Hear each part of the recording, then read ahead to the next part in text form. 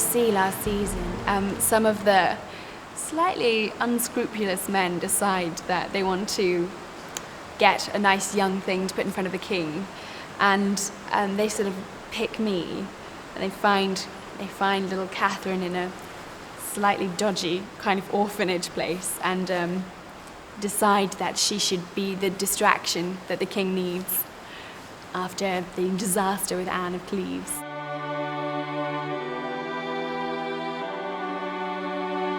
I think Henry sees a young, bright, vivacious, lively opportunity to have another child, basically.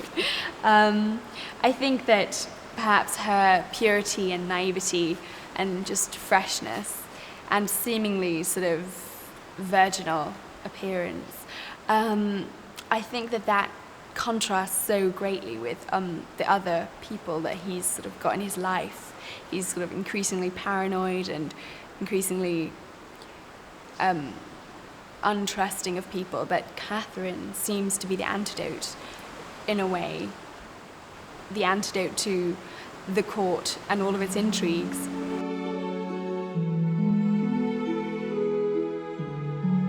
Catherine sees the opportunity for a very delightful time with incredible presents, sparkling jewels, dresses, dancing, fun, he seems to be giving her all of the fun, and doesn't really see the responsibility that goes along with it, and maybe isn't really cut out for that. But I think that Catherine sees the chance to be loved. I think that she's a very loving girl, and she has so much love to give and needs so much in return.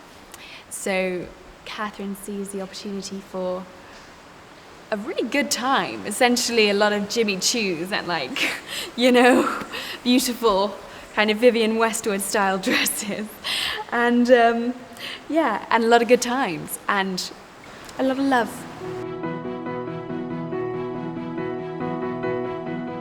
Catherine doesn't really understand the responsibility that goes along with being queen.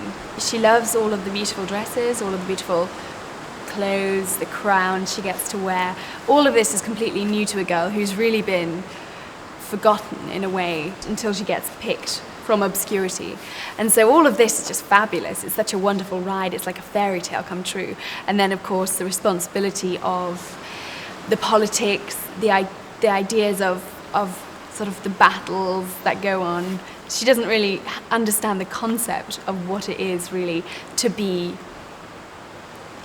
have true power, and she doesn't ever try and exploit that power, I don't think, really fully, because she's much more simple than all of the devious sort of scheming people.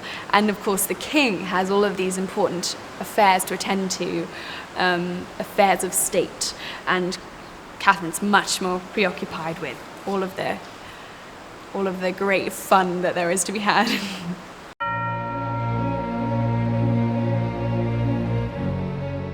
Thomas Culpeper is the king's servant, who is sort of very close to the king because he's looking after him. He has the skills to look after the king in his time of illness. And Thomas Culpeper also happens to be a very handsome man who is rather infatuated by Catherine. And so Thomas Culpeper is comfort and love.